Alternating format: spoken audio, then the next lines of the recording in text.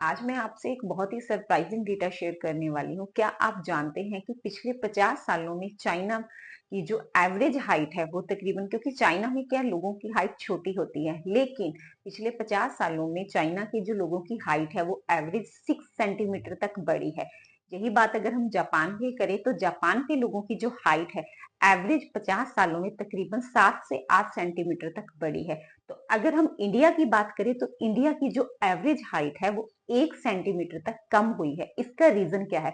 इसका एक बहुत बड़ा रीजन है प्रोटीन।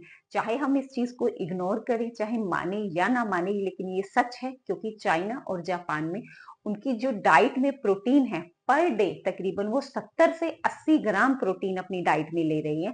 लेकिन अगर हम इंडिया की बात करें, यहाँ पर प्रोटीन की डेफिशिएंसी सबसे ज्यादा पाई जाती है। बच्चों से लेकर बड़े कोई भी यहाँ पर प्रोटीन अपनी डाइट में प्रॉपर नहीं ले पाता, और बच्चों की हाइट ग्रोथ बहुत ज्यादा हम कह सकते हैं कम हो गई है। तो इसका बहुत बड़ा रीजन है, आप खुद अपनी फैमिली में देखिए, अपने आसपास देखिए, अपने बड़ों को देखिए, बच्चों को देखिए, खुद देखिए कि हमारी डाइट में डेली प्रोटीन की कितनी हम डोज पूरी कर रहे हैं। हमारी रिक्वायरमेंट के अकॉर्डिंग हमें कम से कम, ज्यादा नहीं, 60 से 65 ग्राम प्रोटीन चाहिए, क्योंकि हर एक एज के अकॉर्डिंग ये प्रोटीन, जितना हमारा वेट है पर केजी उतनी ग्राम प्रोटीन चाहिए।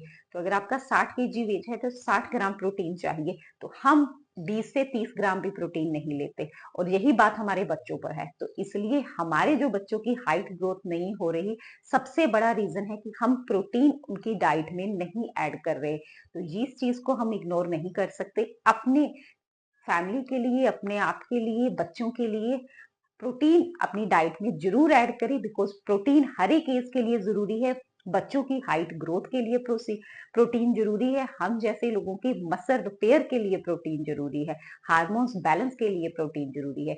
इसलिए प्रोटीन का डोज है जो डेली जरूर लीजिए। Thank you very much.